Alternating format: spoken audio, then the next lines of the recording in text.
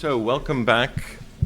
Thank you for this scintillating set of discussions this morning. Already, I really enjoyed the first two panels. We were graced with excellent expertise and insight. And for our concluding session of this two-day Spring Symposium, I'm really thrilled and delighted to be welcoming Philip H. Gordon to the Clough Center, to Boston College, back to BC, to present a keynote address on the current state and future of democracy worldwide. Dr. Gordon is an American diplomat, public servant, and international relations scholar who has served in multiple administrations. He's also a prolific author of incisive books on American foreign policy. Most recently, he served in the Biden administration as assistant to the president and national security advisor to the vice president of the United States, Kamala Harris. As part of the Biden administration's diplomatic efforts, for example, just last summer, he took a high-profile trip to Israel and the West Bank, where he met with the Israeli president and the Palestinian Authority president. But that's really just one day in the life of this extraordinarily accomplished public servant who has had days like that for a decade or more. His activities on the global stage began during the Clinton administration, when he was Director for European Affairs at the National Security Council, and after serving under President Clinton, he became a senior fellow at the Brookings Institution, where he stayed for a decade, where his scholarship focused on U.S. foreign policy, and especially U.S.-Europe relations. That is where I had the good fortune to work under him at the Center on the U.S. and Europe that he established, and which is still running strong. He became a senior foreign policy advisor to then Senator John Kerry in 2003, 2004, and then 2 years later to Senator Barack Obama. And following the successful election of President Obama, Dr. Gordon transitioned to the position of Assistant Secretary of State for European and Eurasian Affairs, which he held for the duration of President Obama's first term. Following that, he served as Special Assistant to the President and the White House Coordinator for the Middle East, North Africa, and the Persian Gulf region from 2013 to 2015. And in this role, he was the most senior Obama White House official focused on the greater Middle East, working closely with the President, the Secretary of State, John Kerry, and National Security Advisor, Susan Rice.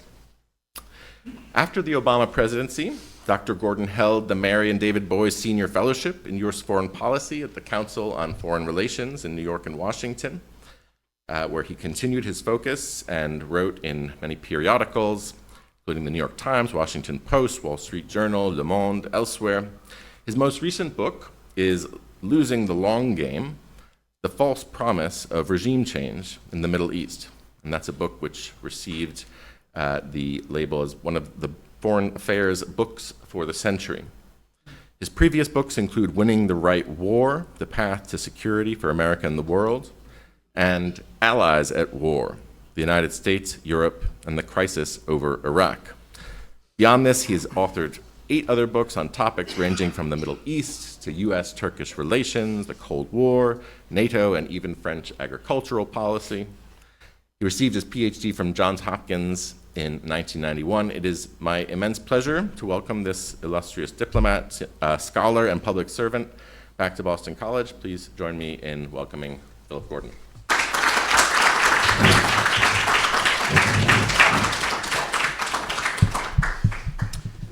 Thanks, Jonathan, and good morning, everybody. Appreciate your giving up a nice Saturday morning for this, but I do think it is an important topic. The topic that I was asked to speak about is the current state of democracy worldwide, the current and future state of democracy worldwide. And I want to start with a sort of reverse State of the Union thing and just assert that the state of democracy worldwide is not strong. In fact, I think it would be fair to say that the state of democracy worldwide is in a serious crisis. After rising steadily in both numbers of democracies and the quality of democracies around the world for around 15 years after 1989, it has gradually been eroding since.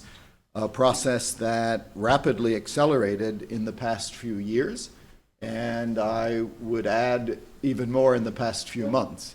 The final chapter is not yet written, but I'm tempted to think of the Hemingway Sun Also Rises quip about bankruptcy, that it came gradually and then suddenly. We could be looking at something similar when it comes to democracy around the world and its erosion. The Economist Intelligence Unit has done an index of democracy using various indicators. They've done it since 2006. And last year they concluded that global democracy is in worse shape than at any point in the nearly 2-decade history of the index. And just to be clear what I'm talking about here, when I say democracy, it's not just having elections. It is a political system with free and fair elections, full adult suffrage, respect for the rule of law by elected leaders, and broad protections for civil liberties. And that system is what I am suggesting is eroding very seriously as we speak. What I'd like to do in this presentation this morning is provide a bit of evidence for that thesis, that it's in decline and serious crisis and eroding.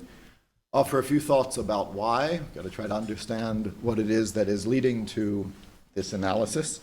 And then conclude with some thoughts about the future. I was asked to talk about the future as well. And while I think the future is grim and troubling, I think all hope is not lost. And I'll end with that somewhat more optimistic thought. But just first on the facts, this assertion that democracy is in crisis worldwide. Obviously, democracy in one form or another has been around for a long time. It goes back to ancient Greece. We got the Magna Carta already in 1215, creation of the British Parliament, the beginning of the 18th century, the US Constitution, obviously 1789, French Revolution, same year.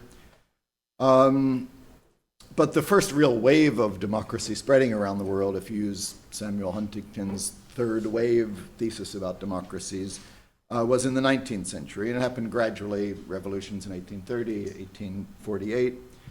That's what you consider the first wave of democracies coming around the world. The second wave was after World War II, and especially with decolonization, Africa and Asia, and you get numbers of democracies rising even further.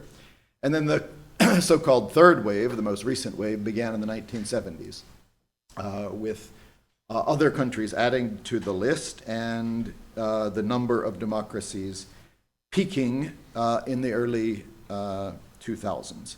Now, 1989, in the middle of this third wave, 1989, 200 years after the US Constitution and the French Revolution, was a critical moment, and Jonathan gave you my background, you'll recognize in that I'm of the generation sort of professionally that started with the end of the Cold War. And Francis Fukuyama's 1989 article about the end of history, the fall of communism, end of the Cold War, and when Fukuyama wrote in The National Interest that something fundamental has happened in world history. And that fundamental thing that seemed like it was happening in world history in 1989 was the emergence of liberal democracy as obviously the best form of government. We had tests over the years, obviously, autocracy and fascism, communism until this point. But with developments in China going on and leading up to Tiananmen and the end of communism in Russia and around the world, Eastern Europe, Fukuyama concluded that liberal democracy had clearly won. It was obviously the best political system. It was spreading anywhere. And if you'll recall, he ended with the sort of wry conclusion that we're all just going to be bored. Now that this great historical, ideological, intellectual debate is over, we're going to be arguing on the margins of fiscal policy or whatever, but in terms of fundamental systems, the debate was over. Well, I'm not bored. I assume you're not bored either following international politics. And that conclusion, which just seemed so obvious at the time, that liberal democracy was clearly superior to any of the alternatives, is certainly not the view of many people around the world. And as I started by saying, we seem to be in a trend now towards, if not autocracy, at least illiberal democracy, but certainly not liberal democracy. And Fukuyama's point about being bored was obviously tongue-in-cheek, but it was a It was a serious thought and hard to argue with at the time. Democracy did spread after 1989. Russia gave it a shot. The countries of Eastern Europe all became democratic, but also in Latin America, Asia, and Africa, the number of democracies rose. According to Freedom House, which also tracks these things, in 1974, there were approximately 35, only 35 electoral democracies, still in 74, and the beginning of this third wave begins. By 1989, it had doubled to 69, and then by the mid-2000s, there were over 110 democracies. The majority of countries in the world, in one way or another, were democracies. Around 2006, if you're charting it in terms of numbers, is when it starts to go down. And since then, it looks a little bit like the recent stock market. After a gradual, very significant rise, it starts going in the other direction. It seemed, you mentioned, Jonathan, my book in the early 2000s when we were together at Brookings on the Iraq War and the Bush administration. And if you'll recall, that became, spreading democracy became the Bush administration's main thing. And ironically, that's when it starts to go down again. After, in the second Bush term, 2006, we see the number start to retreat. According still to Freedom House, it has now been 18 straight years where more countries are losing freedom rather than gaining freedom. In the previous years, you had more and more gaining. Obviously, the major powers, China and Russia, which were never fully democratic, but again, you had democracy movements in China until they were crushed in Tiananmen, but even to the extent that there was any pluralism in the Chinese system, it has been repressed with President Xi Jinping taking a third term in office, and Russia, which had democratic elements, a bit of opposition, has gotten more and more autocratic to the point of Putin eliminating opposition leaders, like physically assassinating them, let alone letting them speak, and democracy completely crushed there. Other places around the world that had never been democratic, the Irans, North Koreas, and Pakistans of the world. Sub-Saharan Africa, 18 of 22 countries, democracy is in decline. Even the past couple of years, we've had coups across the Sahel, complete from west to East Africa. Even those that were somewhat democratic, democracy has eroded. But aside from those countries that have long been autocratic, or at least very thin democracy, even more troubling, I think, are the trends towards illiberal democracy or strongman or even autocracy in countries that had been democratic. And you see similar trends, and by these trends of strongman autocracies, I'm talking about efforts to weaken the judiciary, have the state control the press or intimidate or bully the press, bully opposition figures, rig or at least use incumbency to influence elections, clear decline of civil liberties. And you see those trends in Turkey, in Hungary, in Israel, until recently in Poland, until recently in the Philippines, in India.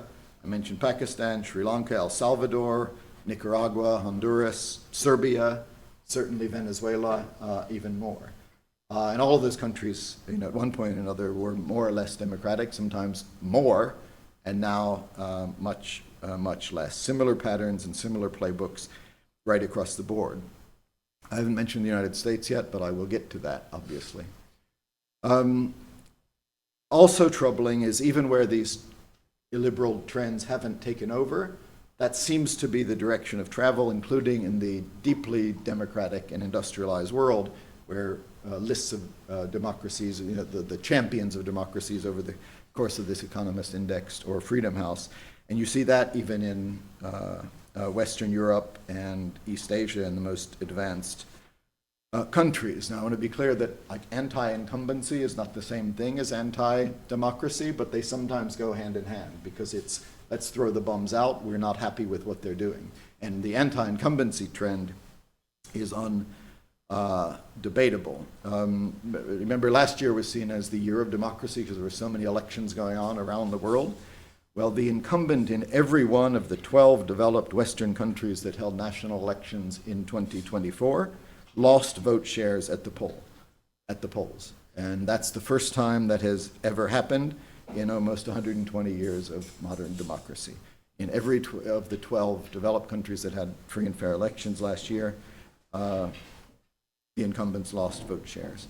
Incumbent vote on average fell around 7 points, and that too is a record in 120 years of democracy. And again, you saw that in Asia, South Korea. Not only did they kick the government out, but the president then installed martial law, or at least tried to, and was then sent to jail. In Japan, incumbents were deeply unpopular, got kicked out. Thailand, Indonesia, Malaysia, and so on.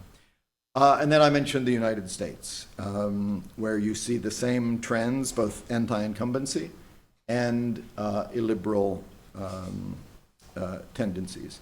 And I'm not here at all to be partisan about this, but I think it's impossible to avoid the conclusion that the United States is moving in the same direction with the very same playbook that I referred to in Turkey and Poland and Israel and Brazil and elsewhere. The candidate who refused to accept the results of the 2020 elections, even supporting violence to overthrow the result of those elections. And now, when back in power, accelerating attacks on the judiciary, on the press, on opposition figures, firing inspector generals, challenging even an amendment to the Constitution, ignoring judicial rulings and even calling for the impeachment of judges who made them, clear corruption when you look at things like steps taken in crypto or selling the automobile of a government employee on the White House lawn. You put all of this together, and it's very similar to these anti-democratic trends that we've seen in other countries across the board. Now, you could point out that the administration that is taking these measures that I just called anti-democratic won a democratic election and was put in power by the people. So, isn't that democracy? That raises an interesting question, but I want to be clear. People can vote for anti-democracy. So I'm not questioning the legitimate election on a democratic basis of the administration taking these steps, but just to remind, a democracy can die because it is taken away or overthrown, or it can die because people are so fed up with it they choose a different system. And that's the interesting about the American case, is that none of this was secret. It's not as if the administration ran on some other set of policies and nobody could have possibly known what they were going to get. They knew what was on offer, and you see this in other countries too, and decided to go in that direction. Now, maybe some of the steps are more or different from what they thought they voted for, but again, you can lose a democracy because people decide to go in a different direction, not only because somebody takes it away from them. Which I think is the issue that raises the second thing I wanted to talk about, which is why? I think it's pretty clear that the trends are what I started off by describing, just looking at the facts, but it raises the question of why we are seeing these trends. Now, obviously, there's not going to be a single factor. When you talk about all of the different countries around the world and different systems and histories and cultures and political cultures, there's not going to be a single answer. But there are some common threads and trends.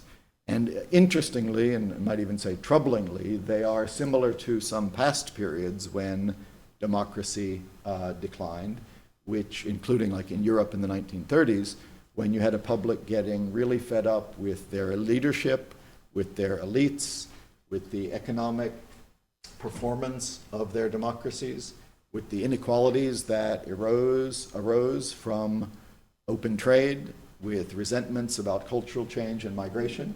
That's the analysis of what happened in the 30s when democracies were overthrown. And it's not too dissimilar from what we're seeing today. And I think more than anything, there's some new factors which I'll get to. I don't think social media had much to do with what happened in the 30s.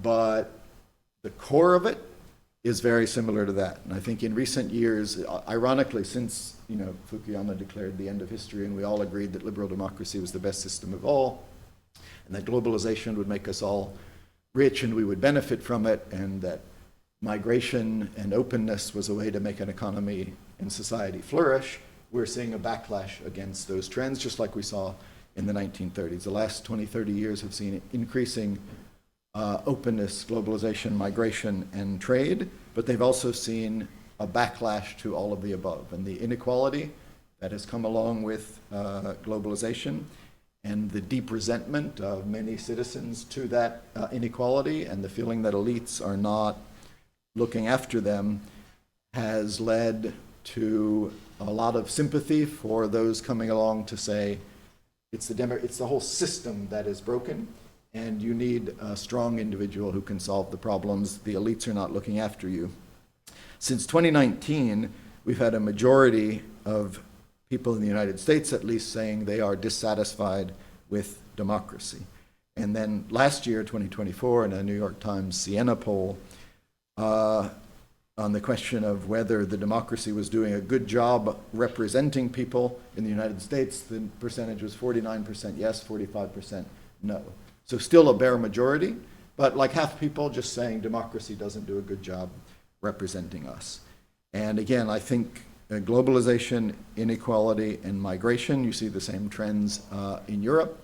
People feel like the democracy is not serving them well, and when someone comes along and says, I can deal with these problems, I can deal with migration, I can deal with inequality, I can deal with inflation in a way that this democratic system is not doing for you, they are much more open to that. Now, the reason I'm emphasizing this point is I think to be willing to give up on your democracy, it takes a certain degree of anger and resentment. Because I don't think people are doing it lightly, and especially in the United States. I think all things equal, they would rather have a democratic system.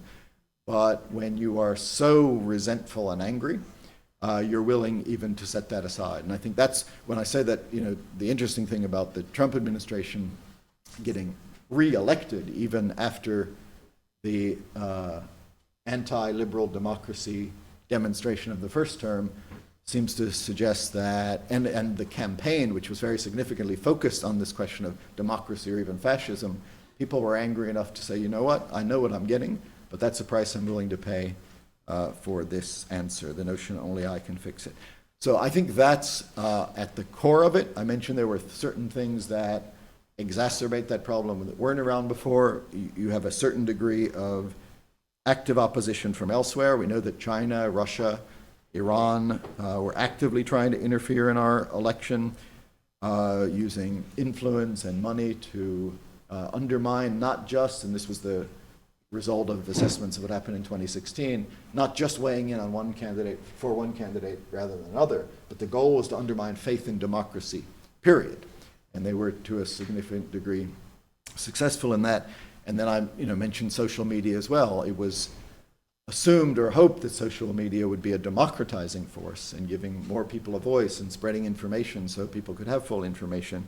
It turns out to be in many ways the opposite, allowing for disinformation, allowing for people to choose their news and only hear from their side,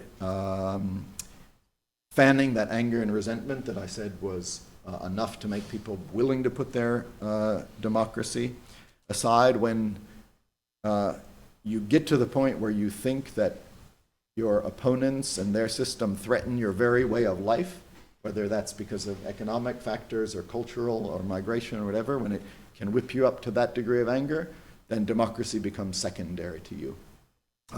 And social media also in other places, less in the United States, but we'll see what the future holds, facilitates repression. We obviously see that in China and Middle Eastern country.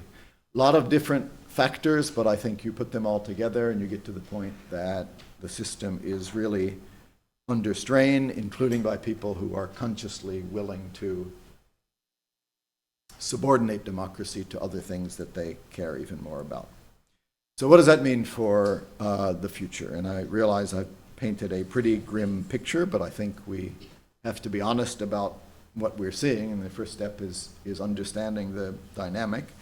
You can't exclude continued erosion of liberal democracy. After all, it has happened before. I mentioned the history of democracy for a couple of thousand years. Democracy, and certainly liberal democracy, has been the exception. It's not as if this would be some surprising exceptional period if we didn't have liberal democracy going forward. Maybe the third wave was the exception. You look across history, that's not what, the opposite of Fukuyama's notion. Maybe that was just the exception. It's not what people want. There's no reason to assume that democracy or liberal democracy is the default way of government. But I did say there were some signs of hope, and that is my view that the future is still open, and we don't know how this is going to play out, as grim as some of the recent trends have been. And I mentioned some of these cases where democracy has been eroding, but there are in a few places, at least, where the opposite is happening. Take Poland, for example, which I gave as a case of, at least for 8 years, this illiberal trend with pressure on the judiciary, pressure on elections, pressure on the opposition. Well, after 8 years of that populist, nativist, anti-integration government, in 2023, there was an election and the liberal opposition won it. And it won running on democracy with a very high turnout, won on reconciliation with the European Union, cooperation with neighbors. And it showed that even after 8 years in power, of a government that wanted to use the strengths of incumbency to hold on to power, people can turn around and say, no, like, we want something different. The Philippines is another example.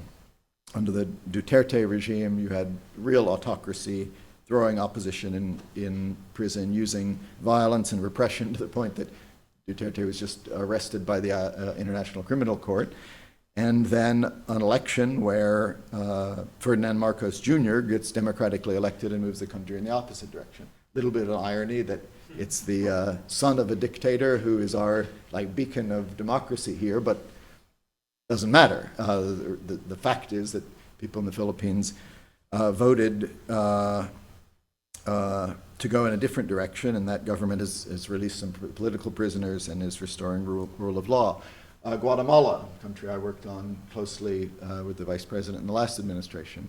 Years of autocratic, repressive rule, a lot of corruption, and then hold an election, not meant to be totally free and fair, but they let one anti-corruption candidate run. People turn out massively for him. He runs, makes the second round, and notwithstanding all the obstacles in his way, a lot of support from indigenous people pouring out in the streets, wins. And again, notwithstanding a lot of obstacles, and there's like a 6 or 8 month gap between the election and inauguration, managed to get inaugurated and is now trying to support more liberal democracy in Guatemala. Bangladesh, years of autocratic leadership, essentially people rise up, get rid of the autocratic leader, and is now the government of Bangladesh now led by Muhammad Yunus, a Nobel Prize winner who is at least trying to restore order and stabilize the economy. Brazil, right-wing authoritarian populist in power, free and fair election, without necessarily saying that the new leadership is perfect. Brazilians voted, got rid of that leader. He tried to foment a coup and then was arrested for doing so. It's a very similar case to the United States, but coming out with a slightly different outcome. Turkey, very interesting case in Turkey, and I have to monitor the news to decide whether I'm going to put Turkey in the category of illiberal, anti-democratic trend or democracy. Both are literally happening as we speak. I was going to point, Turkey is clearly a case of increasingly autocratic rule, pressure on the judiciary, pressure on civil servants, some analogies to what you're seeing in the United States, pressure on the press, but also signs of life of the opposition after years of Erdogan's illiberal rule. You get local elections last year where opposition wins in both Ankara and Istanbul in the spring of last year. Seems to be a sign people don't want one-party rule, and that it was a hopeful sign for democracy. Then in recent days, and again, not when I made my point about gradually and then suddenly, the past weeks, including since Trump election, seems to have provided a permission structure for more of this, and you saw it in Turkey with the arrest of the opposition leader just a week or so ago. That obviously puts Turkey in the camp of erosion of democracy. But as we speak, there are thousands of people in the street. The Turkish stock market is crashing. Investment is running away. So it's an open question. My point is, even in Turkey, where there's some illiberal, anti-democratic trends, you see people still fighting for democracy, and all hope is not lost. And then how about the United States? Again, that's looming over this entire conversation, but I wanted to keep it focused on the world as well. I think there are signs here while some real troubling trends about the future of democracy in this country, also some signs that hope is not lost. Again, I don't want to sugarcoat in any way the more troubling signs, because as I've said, we've seen real challenges to constitutional law, attacks on the judiciary, attacks on media, attacks on free speech, and examples of outright corruption. But we're also seeing polls showing that many of those measures are highly unpopular, polls showing that they think the government is overreaching in many of these areas. In the absence of Congress playing its role in checks and balances, which is really troubling, we have courts in many cases stepping up and doing their job. I think we can maybe get to this in the discussion, but the real test of our democracy will come in that back and forth between the courts playing their role and the executive branch trying to get around that. States and governors who have power over elections are also playing a role in checks and balances. And we've seen some backlashes in town halls around the country against some of the anti-democratic trends that I've talked about, balanced with other rallies around the country in favor of democracy, including in Colorado just yesterday with like 35,000 people with Senator Sanders and Representative Ocasio-Cortez showing real vibrancy for people who don't want to give up on democracy. And another test will come with performance. And Gideon Rockman in the Financial Times wrote a piece the other day saying that given some of the policies that we see going on, the risk of some sort of high-profile disaster cannot be excluded, whether that's in the stock market or public health or something like that. And if performance is one of the things that led people to turn away from democracy, the performance that emerges from anti-democratic governance could turn people in the other direction. I mention all of those things not to put an overly shining gloss on this, because I think the facts point us in a different direction, but to underscore the point, and this is what I would end with, that hope for democracy, neither in this country or around the world, hope is not lost. People can accept the trend and just shrug their shoulders and conclude there's nothing that can be done about it, or they can continue to engage and demand rights and defend the rule of law. Doing so will require patience and persistence and unity and leadership, but all of those are still possible and in the hands of people all around the world who care about the future of democracy. Thank you. Why don't I end there and look forward to your questions.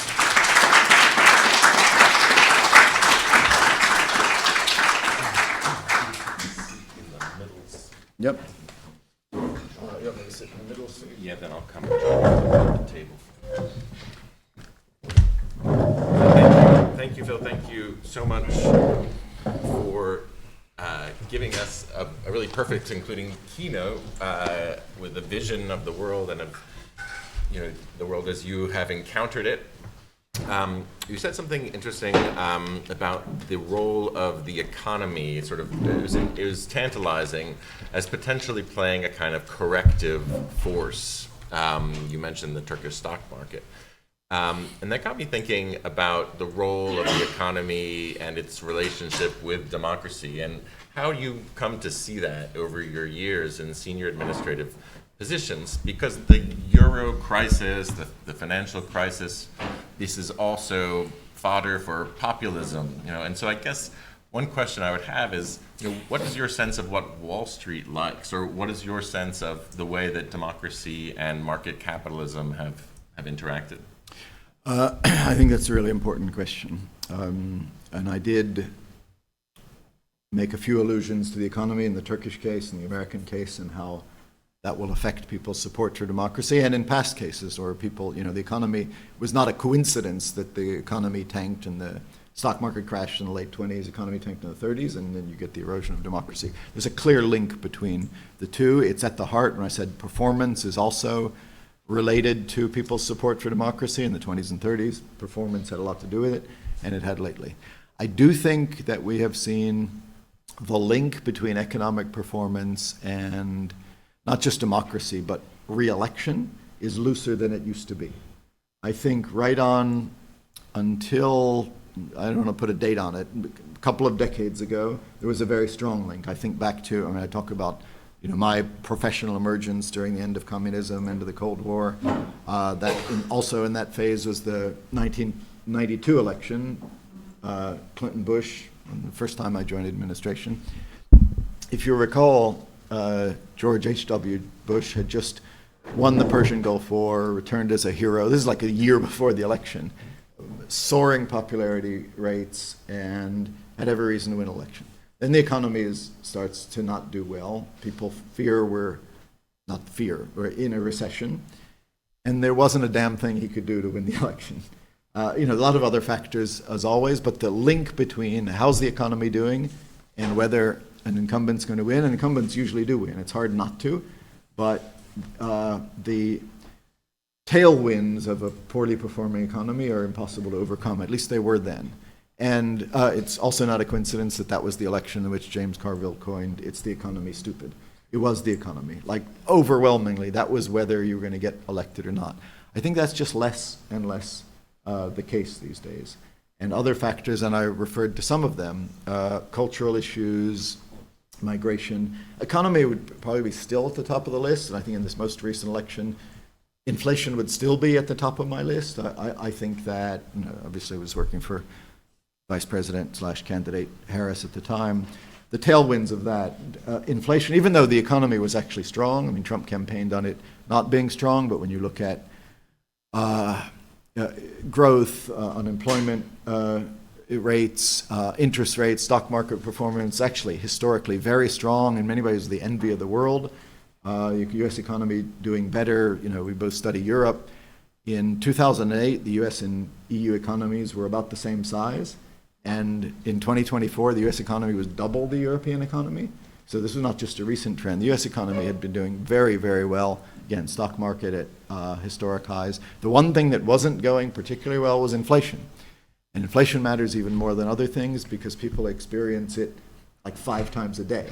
So it can be well and good that your 401k is fine and the national unemployment rate is historically low, but that doesn't affect you on a day-to-day basis. It's something you read about, but like you have a job or you don't.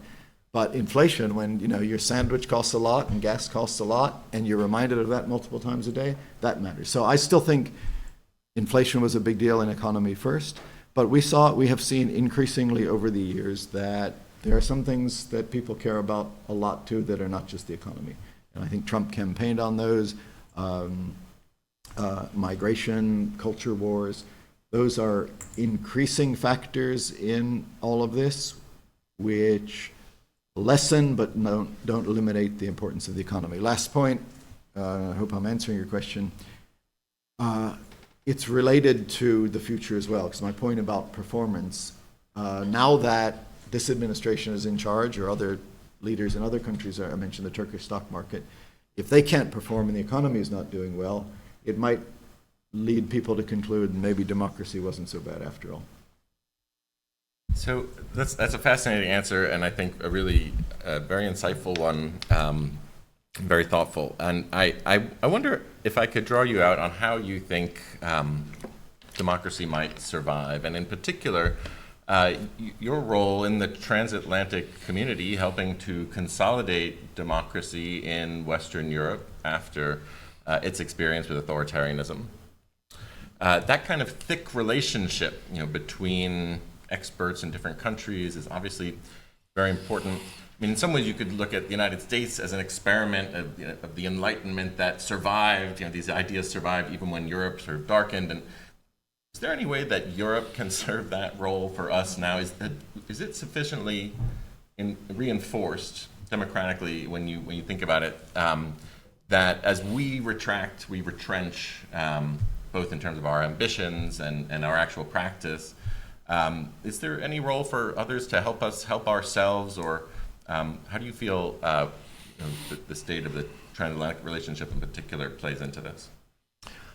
That may be asking too much of Europe right now, which obviously has its own challenges and needs to make sure it gets through this phase, itself, let alone helping us. I mean, your beginning point was about how democracy can either endure or come back. And there are, looking historically, hopeful signs that it can come back. The problem is it takes time and sometimes has to get worse before it gets better. I mean, the obvious case of that is 20s and 30s. People went in a different direction, tried fascism, communism, led to absolute disaster. And then, the second wave is post-World War II. People realize, well, we don't want that. Let's go in a different direction. And then the third wave, especially the boost after 1989, so it's hopeful that the countries, especially throughout Eastern Europe, saw that United States and Western Europe were doing so much better than them. But that too, it took decades before they came to that conclusion. And we know, looking at both Soviet Union, especially because they're the ones who opened Eastern Europe up, Gorbachev traveled to Canada and he saw, well, this capitalism thing and democracy thing, works pretty well. And East Germans saw West Germany. They probably knew that starting in the late 50s and early 60s, but it wasn't until the 80s it was just so manifest. So that's good news and bad news. Good news, it clearly can happen, and looking at how other countries do can influence how you do it. But you have to go through some pain and it takes a long time. As for direct assistance, probably less so here. I don't really see, and maybe you have something specific in mind. Here it feels to me more going to be what Americans directly experience from their own government, which will lead to their own conclusions about which system they prefer. One more question from me before I open it up, so I want you all to prepare questions in your mind and we'll pass the mic around.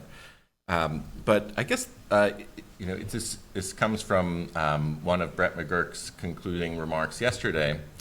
And I guess my question is, are we all realists now? Right? He made the point that, well, it's very hard to promote democracy. It often doesn't work out, and maybe it doesn't even matter so much whether or not another country is democratic when it comes to our national interest. Is that a failure of some idea that is fundamental to our nation? Where do you stand on that? So I think, like Brett, I've worked a lot in the Middle East, and Steve Simon, who I know you had here, also worked a lot in the Middle East. I think that does tend to make you a little bit realist or cynical about certain things, including democracy. I guess I would say, and I wrote a piece in Foreign Affairs about a month ago on some opportunities we have in the Middle East, how the strategic landscape has changed such that maybe it's possible to have a nuclear deal with Iran, and Syria moving in the right direction. Lebanon has a chance for actually more stable and decent government without Hezbollah in control, and maybe even the war in Gaza could end. And I gave a presentation on it, and someone said, yeah, even if all that happens, and by the way, I'm not predicting it, I'm just saying there's certain openings that are kind of intriguing. Somebody said, yes, but even if all that happens, what about democracy? You still wouldn't have democracy in all the countries you just mentioned. I was like, I would take peace. Of course it would be better if you had liberal democracies in all the countries I just mentioned. And I don't even disagree. I mentioned, George W. Bush setting out to democratize. Of course that would be a better outcome. But sometimes you can't set your sights too high. So I didn't hear what Brett said, but I imagine first things first. Let's end some wars, try to stabilize the place. And if we could only do that, that would be heroic and positive. And yes, we can hope for democracy sometimes down the road. That's a little bit different than, obviously, Western Europe and the United States and East or even Southeast Asia, where I think we should set our sights higher. Thank you for that. So I would like to now take the opportunity to call on the audience for some questions. I saw my colleague Hannes Kerber and Jutta Clausen next. Thank you very much. That was a fascinating presentation. I wondered whether democracy is the right umbrella term to talk about the concerns that you have. Because curiously, many of the opponents of democracy, in your view, also voice concern for democracy, right? In Poland, for example, the attack on the judiciary was done in the name of democracy against unelected judges, something that rings sort of very familiar these days. in this country, Republicans are more worried about the state of democracy than Democrats. It's just, I wonder whether democracy alone without some meaningful qualifier is enough to talk about the problem, or whether that terminological problem is maybe an indicator of a deeper issue. Thank you. No, it's a good point, and why I began in like my third sentence to try to be clear that what I was talking about wasn't just elections. Democracy is too simple. It's also respect for civil liberty and institutions.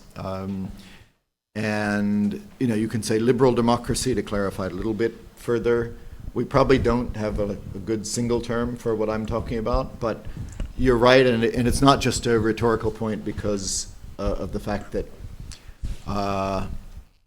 opponents of what I was using the word democracy for can use it themselves, and we're certainly seeing that in this country. So helpful corrective, I don't know what like the right solution to is. I think most of us, like quickly, when you say democracy, actually do mean all of the things I said, you know, the institutions and the respect for civil liberties and the checks and balances. So that's why I'm still comfortable doing that, but what you said is important to keep in mind. So many things have baffled me over the last few months, but I think few things have baffled me as much as Trump's expansionism. He's talking about taking over Gaza, building, he's not even joking about it, building up Gaza as the best Riviera on the Mediterranean, incorporating Canada, taking over the Panama Canal and Greenland, all of that. And we've gotten used to not taking him literally, but taking seriously the implications of what he's saying. Is this a bargaining approach, or has Donald Trump and his supporters, also in the business class and in the political class, gotten to a point where American expansionism is a good idea again? I don't understand it. It's fair that you don't understand it. I'll try to explain it as best I understand it. I would also quickly add, it is not widely supported, even in the business elite that you referred to. In fact, there was a recent, I said one of my hopeful signs is that a lot of what he's doing, it does not have public support.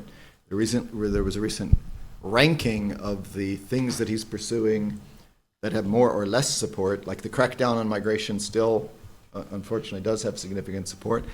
The very last thing, this will sound trivial, but it's related to your question, was renaming the Gulf of Mexico, Gulf of America. That people were against that. And they're also against like taking over Canada and Greenland. Very little support. So that's much more Trump than America. What's behind it, and you have every right to be puzzled by this, you know, really, I mean, nobody, like I said, that, you know, we knew what the election was about and people voted for what they got, except for some exceptions. He did not run on the Greenland issue or Canada or the Panama Canal. That has more come out of the blue. To me, the best explanation is, remember when I said that, you know, the democracy or liberal democracy doesn't have to be the default. There have been other systems in the way leaders behave. I think Trump is most comfortable in that sort of 19th century system where big powers decide things. They take over little powers and dominate them. I think he admires the way Xi and Putin run their countries at home. They don't have to worry about quarrelsome, interfering things like oppositions or parliaments or civil society or judges and all these things that get in the way of what the strong leader wants to do. So he admires their system at home and he admires their system abroad. And territorial expansion is something he admires as well. Xi and Putin would like to do that to the extent they can, either actually taking over countries or at least dominating them. And Trump thinks that would be good for us too. Looking back at, you know, past presidents, that's why he admires McKinley and wanted to renamed Mount McKinley, because he admires this notion that strong leaders of a strong country should be able to do what they want, including making the country bigger and stronger. And so we're, for many Americans, just like this totally loopy idea of taking over Greenland or Canada or taking back the Panama Canal totally fits with his conception of countries and great powers and how they should act. Fortunately, I think it is it doesn't resonate with most Americans. Other stuff he does resonate with a lot of Americans, or even a majority. That doesn't. I also think, now this is like more in the sphere of geopolitics. What he doesn't seem to understand is how that is certain to backfire. I made an analogy. So Putin's desire to either take over Ukraine entirely by occupying it or even dominate it has made Ukrainians wildly anti-Russian and pro-West. Zelensky, ironically, was elected to make peace with Russia. He was the candidate who was going to negotiate with Russia. And Ukrainians were divided about NATO membership. Now they're massively in favor of NATO membership. They're totally anti-Russia, because guess what? People don't like to be dominated by a foreign power. Xi and pre-Xi in China desire pressure to take over Taiwan has made the people of Taiwan much more anti-China. 20, 30 years ago, it was also split between those who supported independence and those who supported unification with China. Now there's hardly any support for unification with China and much more support for independence. Surprise, surprise, you're seeing the same thing in Greenland and Canada and Mexico and Panama and whatever else Trump might want to dominate or take over. Canada, which used to be pretty pro-American, Canadians are fiercely turning against the United States. So not only is it like not widely supported by Americans, highly unlikely to ever happen, but it's also just dumb. Tim Crawford first, and then we will go around. Hi, Phil. Good to see you back at BC. My question has to do with,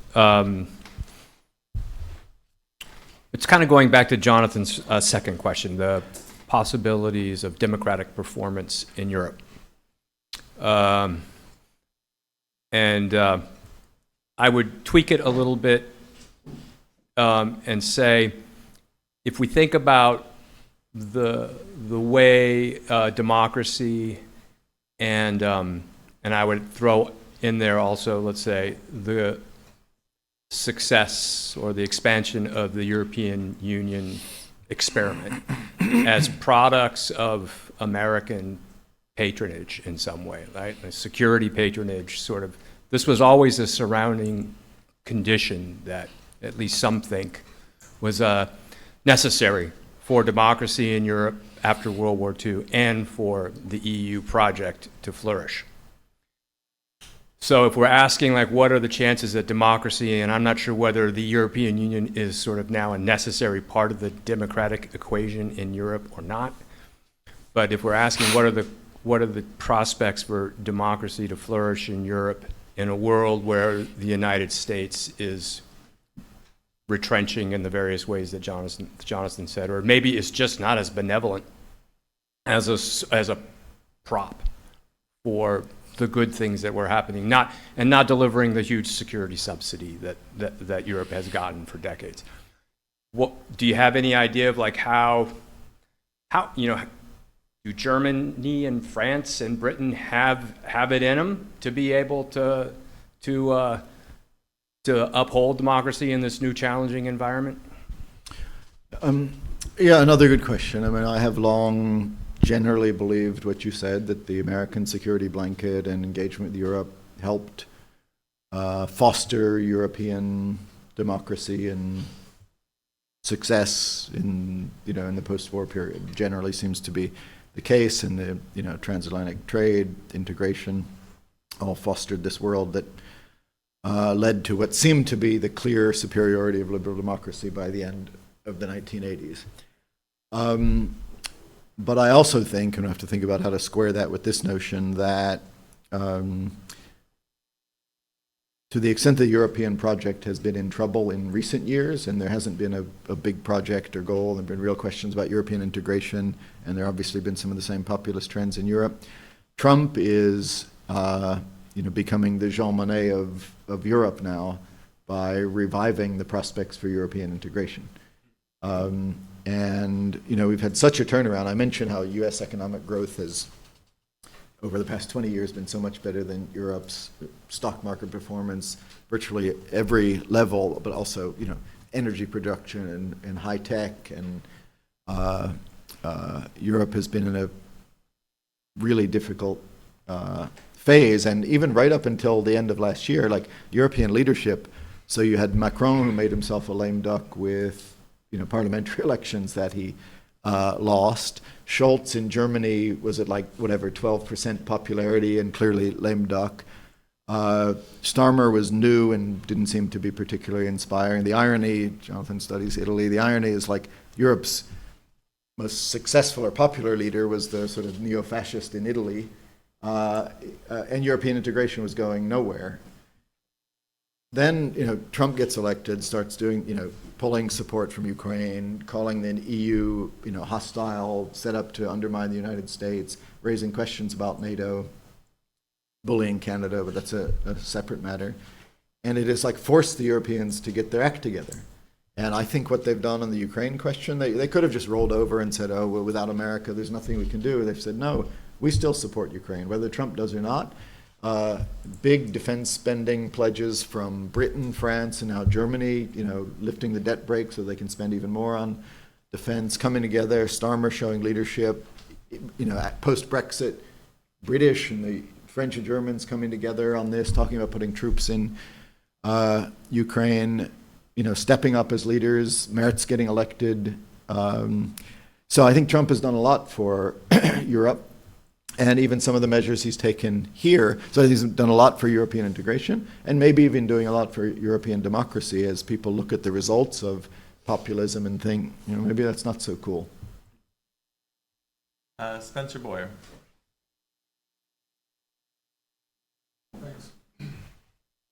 Thanks so much for your remarks, Phil.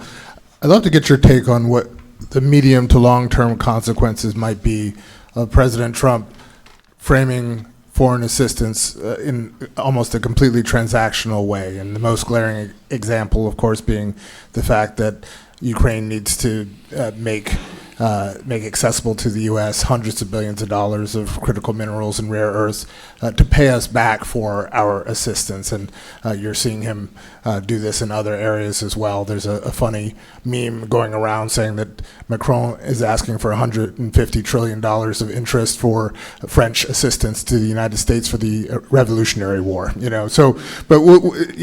All joking aside, what do you think the consequences are if this continues over the next few years for American interests? It won't surprise you to hear me say I think it's deeply damaging to American interests, for all of the flaws and cracks in the so-called U.S.-led world order. There was something positive about the notion that the United States had a series of allies and helped deter wars, and countries knew that the U.S. would stand up, obviously for its interests. I'm not going to try to pretend that the U.S. was always high-minded and doing the right thing, but it stood up for its interests. But it happened that those interests coincided with a free and open world where aggression had a price. And I think the message of we don't support Ukraine, essentially, as the current vice president said, I don't really care about Ukraine, or the border between Russia and Ukraine doesn't interest me. I care about the border with Mexico.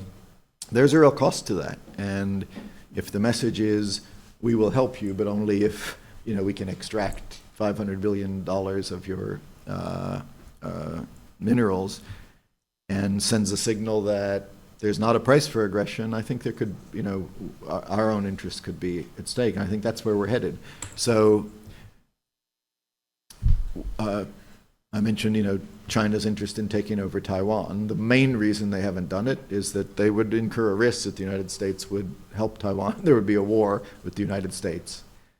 If you're watching that situation now and you see the way Trump is treating Ukraine, and we don't have a defense commitment to either place, but we have a commitment to the notion that if you try to change borders by force, we're going to stand up to that.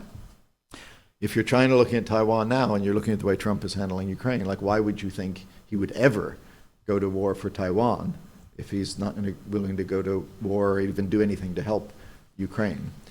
So I think it's making the world safer for aggression. And then the treating it as a protection racket just undermines the notion of countries wanting to be allied with the United States. Whatever you think of, our administration or past administration, put a lot of emphasis on alliances and allies and think we built them up pretty well. I think NATO emerged strong, bigger and stronger, added 2 new members. The unity of the alliance in Ukraine was really impressive, and there's value in that. And same in Asia and the Indo-Pacific vis-a-vis China. Our relations with Vietnam and the Philippines and Singapore, and obviously Japan and Korea and Australia was really important, and the Chinese had to take note of that, and after 4 years, our relations with those allies were stronger. Trump treating NATO as a protection racket, saying he won't even uphold Article 5 unless people pay more. He'll only support the principle of helping these poor Ukrainians if they give him a bunch of money, undermines that notion, let alone, the insane thing he said yesterday about only delivering fighter planes to your allies if we tone them down by 10%. I don't know if you saw that.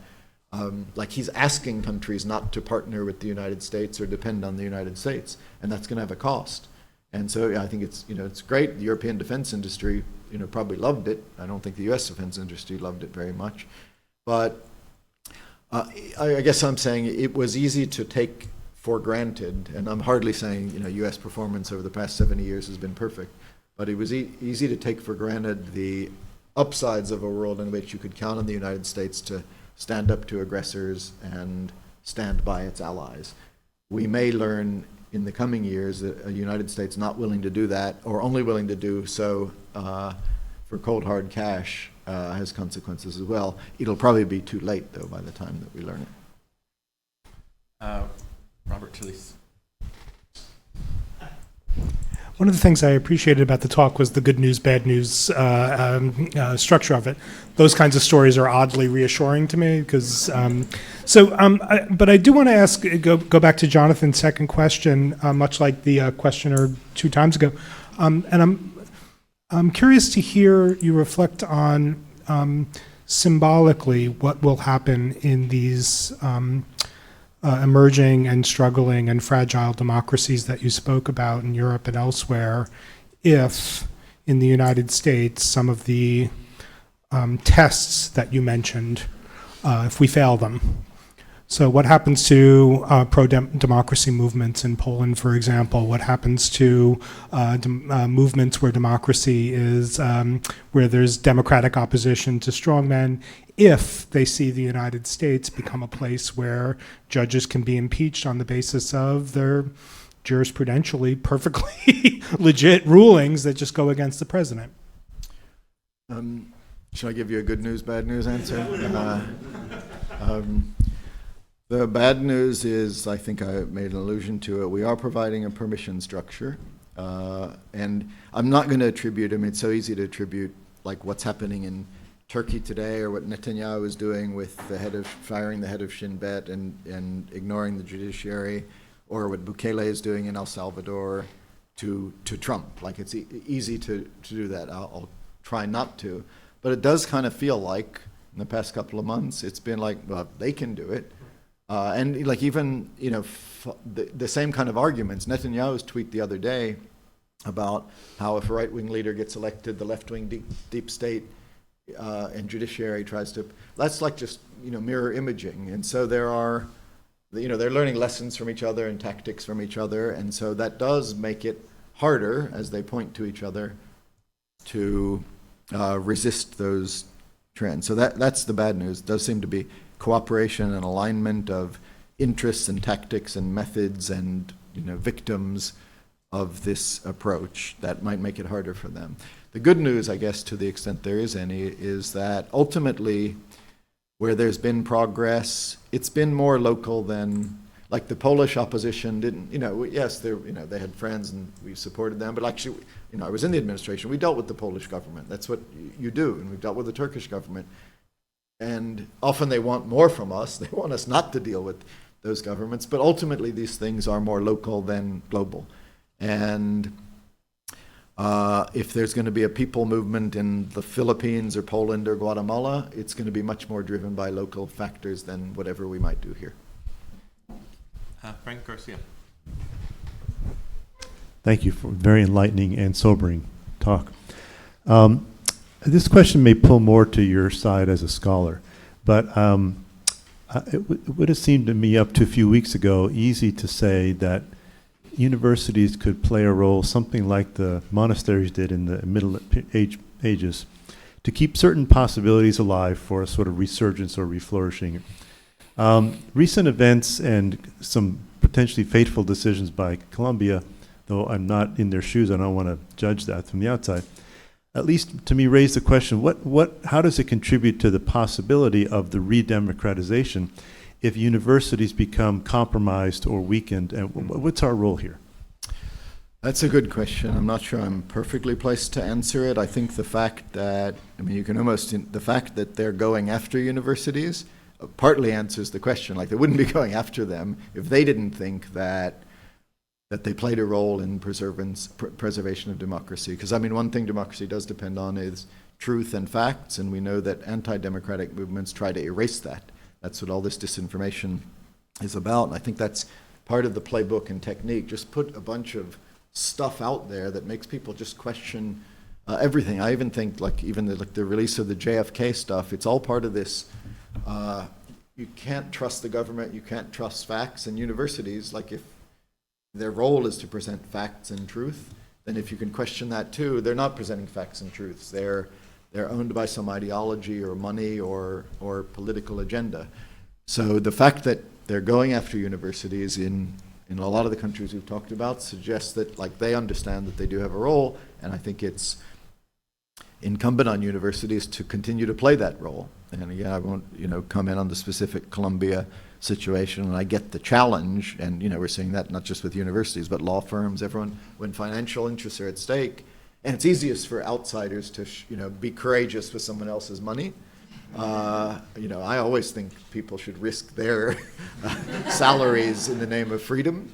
It's harder to risk your own, but it really is critically important. And that was kind of my point at the end of, it's still in our hands.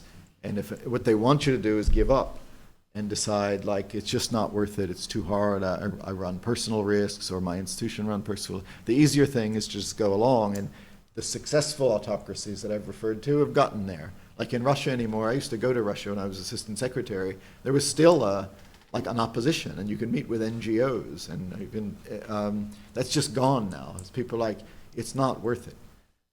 That's what they want to get to. The universities, they just they're not going to publish something that would challenge the administration. They run a risk, and you just keep your head down, and you can get your salary. And it was obviously the Soviet Union. Just don't raise a fuss. We're fortunately nowhere near that yet, but that's what the goal is.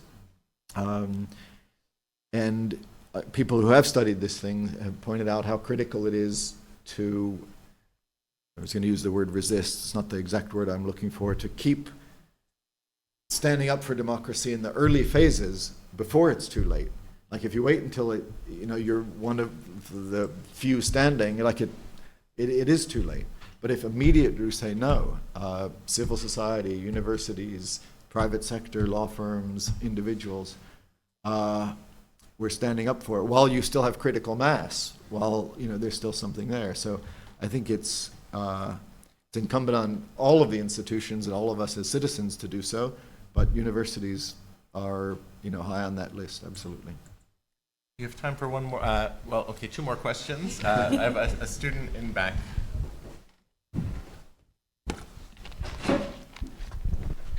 Hi, thank you so much for your talk today.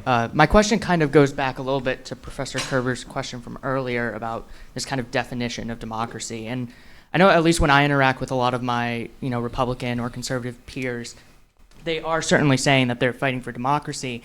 And I think kind of what I'm seeing is more of a disillusionment with bureaucratic democracy to some degree. You see the broad acceptance of the Loper decision on the right is kind of not necessarily saying that we're, tearing down democracy. We're putting democracy back in the hands of our elected representatives and away from these non-elected bureaucrats. Or you look at the popularity of the drain the swamp rhetoric in 2016, the popularity with Doge and Elon Musk's cutting of federal departments. And my question to you is kind of, is there a way to maybe get this, remedy this disillusionment with democracy by maybe remedying the disillusionment with bureaucratic democracy, whether that's through, reforming the bureaucratic, state in some capacity, maybe not in the way that we're doing it currently, or finding some other method of making people, happy with the way that our democracy functions bureaucratically? No, that's an important question, and since you referred at the start to conservative friends, I want to be clear, and I've tried to be clear throughout here, that I am making distinction because it so happens that current conservatives are aligned with the illiberal, anti-democratic things. It's easy to conflate those two, and they don't need to be conflated. I think you can perfectly well be conservative, but also be democratic and respect institutions. But unfortunately, they've gotten totally conflated, and I think those standing up for democracy, I don't say Democrats, because that would also be like conflating these and assuming that conservatives or Republicans are anti-democratic and Democrats are democratic, should be careful not to throw out the baby with the bathwater. And I think that, frankly, and again, I wasn't trying to be political here, more scholarly, but to be a little bit more political. After the 2016 election, I think that Democrats made that mistake of just going whatever Trump was for, by definition, the Democratic Party had to be massively against it. Where it was possible that Trump was for things that Democrats could and should support. And I mean, one example of that now, because you mentioned Doge, is waste in government. Just because they might be going too far and using this for ideological and even sometimes anti-democratic purposes doesn't mean that Democrats should be against trying to find and eliminate fraud or excessive government spending. So it really is important to conflate those two. But I, circling back and having said, wasn't being political and make a distinction between conservative and anti-democratic. It is still the case that what the current administration is doing, including on the institutional stuff, there's just no other way to put it than to say that it is in the camp of illiberal and anti-democratic. And you mentioned institutions and bureaucracy.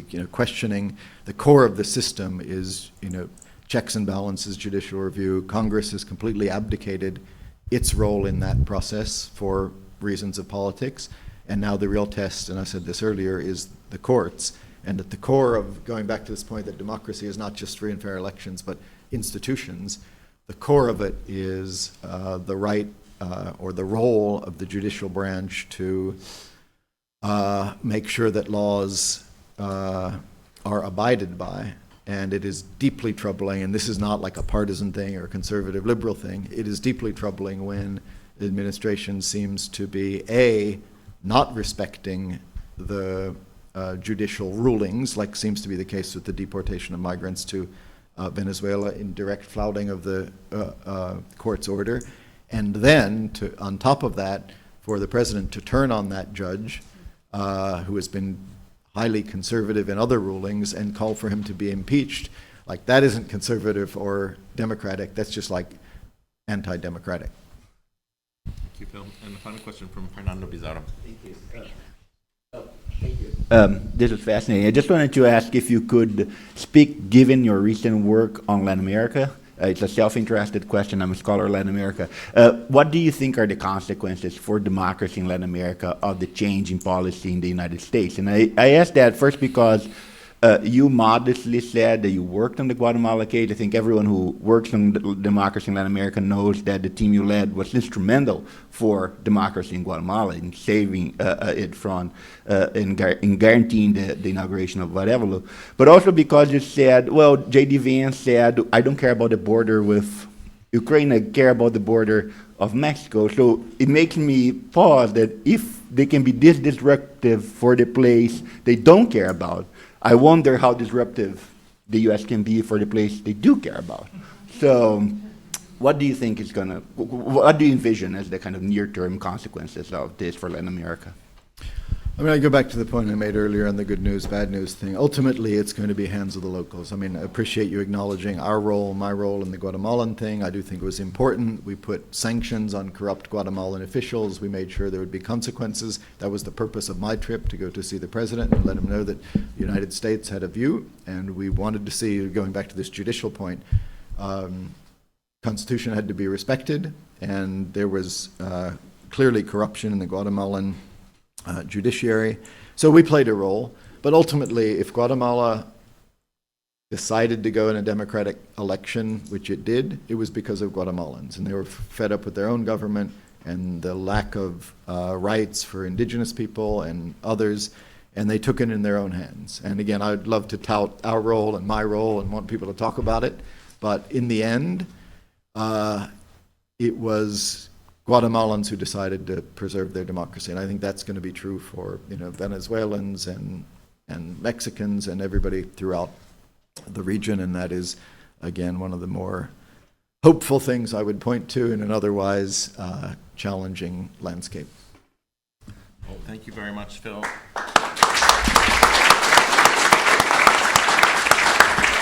I'm just gonna, if you just stay in place, I just wanted to hop up